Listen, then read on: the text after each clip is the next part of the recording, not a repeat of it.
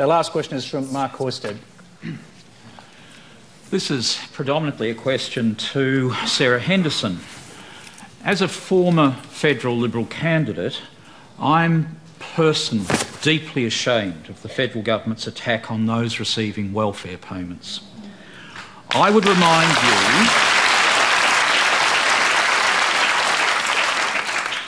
remind you, Ms Henderson, and your colleagues in Canberra, that it's a cornerstone of the philosophy of liberalism that the strong have a duty to protect the weak and vulnerable. The aged, the sick and the unemployed are not economic burdens for this society. These are people who are our fellow Australians who need our respect and our protection. And the question I would put to you, when did your party receive the mandate to attack these people in this way?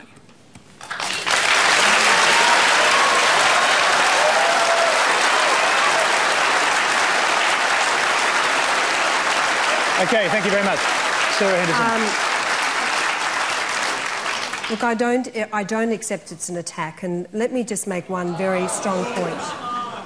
Very proudly, and it was a policy and of course implemented by the previous government as well, we funded the National Disability Insurance Scheme. This is a life-changing social reform. The Labor Party ran a scare campaign saying we weren't going to fund it. But let's not forget, good economic policy means good social policy. We've got a huge job to rein in the spending and the debt and the deficit of Labor. So we have to make some responsible decisions. But what's important, we recognise that those who most need our help will get it. That is absolutely fundamental. And look at our commitment to disability. I mean, it is, as I say, it is life-changing. $22 billion, a contribution of the federal government and the states by the time it's fully rolled out.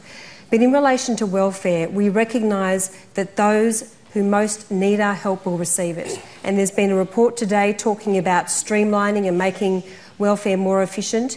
And yes, there will be some that will actually have to look at what their work opportunities are. It's not disability, for instance, the Disability Services pension is not a set and forget payment. So we do, as a government, have a responsibility not to leave young men and women on welfare, because that is toxic also. The best sort of life is one where you can work and make a meaningful contribution Sarah, to society. I'm just going to, and that's what our we are focus is. virtually out of time. I'll quickly go back to our questioner. What specific things are you talking about? That's very general in your case there. Just give us a quick summary. Very quick summary, Tony. The attacks on the aged, the attacks on those people who are receiving disability pensions, the attacks on the people who are unemployed. We've heard people tonight who are unemployed and will become unemployed through no fault of their own.